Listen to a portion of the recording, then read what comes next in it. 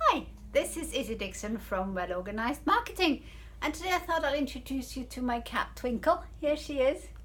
And today we're going to talk about a ninja technique, absolute ninja technique. What if you could find a way? Oh, I've got cat Hannah.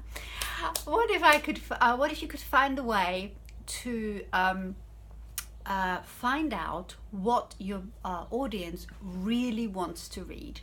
Not what you think they want to read, but what they actually want to read. Wouldn't that be ninja? Right. How about you ask them? How about you ask them in a little survey? Now, these are really easy to create with SurveyMonkey. I'm sure you've come across it. It's an online tool that is free in its basic version, and you can create very straightforward, simple surveys. You can collect up to 100 responses in the free version, and that should give you enough answers to find out what people want to know about. So you could ask a very, very simple question, such as, if you could ask me one question about my topic, what would it be? And maybe give them, or you could want 2 questions, so give them a little bit more.